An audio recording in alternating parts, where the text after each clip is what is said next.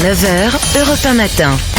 L'édito politique, tous les jours à 8h-10 sur Europe 1 avec Le Figaro. Bonjour Karl Meus. Bonjour Alexandre, bonjour à tous. Vous revenez ce matin Karl sur l'annonce de la candidature de Marine Le Pen, bien sûr, à l'élection présidentielle. Ça s'est passé hier soir sur TF1 et malgré sa condamnation en appel. Pour vous Karl, Marine Le Pen fait un triple pari risqué. Oui Alexandre, en décidant d'être candidate à l'élection présidentielle hier soir sur TF1, elle a fait un triple pari judiciaire, électoral et politique. Le premier, judiciaire, est sans doute le plus risqué. Marine Le Pen ne se satisfait pas de l'arrêt de la Cour d'appel de Paris. Sa peine a été réduite, elle lui permet de se présenter à l'élection présidentielle. Les juges ont finalement tenu compte, comme leur avait demandé l'avocat de Marine Le Pen, Rodolphe Bosselut, du calendrier politique national. Ils justifient leur décision en expliquant qu'il faut tenir compte de la liberté des candidatures et du libre choix des électeurs, condition de l'expression démocratique. Ces mots sont fondamentaux car ils signifient que les juges ont entendu les critiques sur leur façon de s'immiscer dans la vie politique en privant certains élus de la possibilité de se présenter au suffrage des Français. En ce sens, ils ont rendu une décision politique et contraint Marine Le Pen à faire un choix. Ce qu'elle a fait hier, en annonçant sa candidature, et en renvoyant la balle dans le camp de la justice, en se pourvoyant en cassation. On va laisser le soin aux juristes d'expliquer ce qui pourrait se passer si la Cour de cassation annule ou non l'arrêt de la Cour d'appel, notamment sur l'inéligibilité et le bracelet électronique.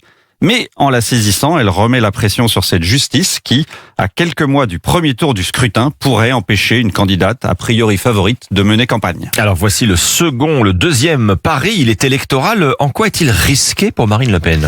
Il est risqué parce que rien ne dit que les électeurs prendront son parti contre celui des juges. Certes, la justice n'a pas bonne presse et les derniers événements n'ont pas aidé à redorer son blason.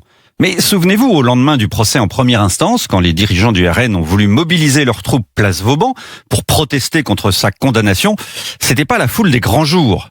Alors certes, Donald Trump a montré qu'on pouvait être condamné et élu, mais les électeurs français ne sont pas les électeurs américains.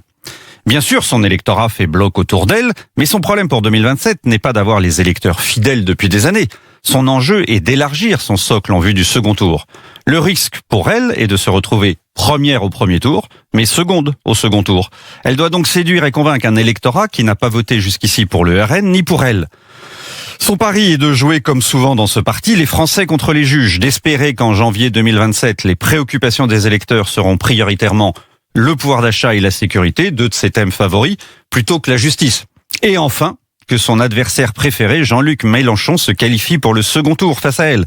C'est son préféré parce que c'est celui qu'elle peut battre le plus facilement pour accéder à l'Élysée. Elle ne peut donc pas se permettre de rater ce pari, sinon elle serait affaiblie politiquement. Et pourquoi dites-vous qu'elle pourrait être affaiblie politiquement ? Mais parce qu'il y avait une autre solution. Vous savez, le plan B. B comme Bardella, oui. Celui qu'elle a mis sur orbite présidentielle et qui commençait à plaire aux Français. Dans un récent sondage IFOP pour Le Figaro, il faisait mieux qu'elle au premier tour. Il était crédité de 35 à 37% des voix quand elle était à 32.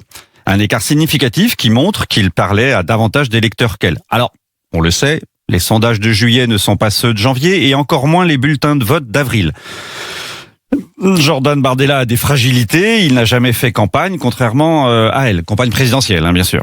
En revenant au plan initial, Marine Le Pen a une sorte d'obligation de résultat vis-à-vis de ses électeurs et des militants qui rêvent de victoire présidentielle. La moindre faiblesse dans la campagne pourrait faire monter la petite musique des regrets d'une autre candidature. Or, en 2017 comme en 2022, parti haut dans les sondages, les intentions de vote de Marine Le Pen ont baissé pendant sa campagne. Mais hier, l'important pour Marine Le Pen était de montrer qu'elle ne fuyait pas le combat électoral puisque les juges lui en offraient la possibilité. Comme à chaque présidentielle depuis 1988, il y aura bien le nom Le Pen sur les bulletins de vote. Sa décision de monter au front contre toute attente et dans l'adversité rappelle ce qu'Edmond Rostand fait dire à Cyrano de Bergerac lors du siège d'Arras.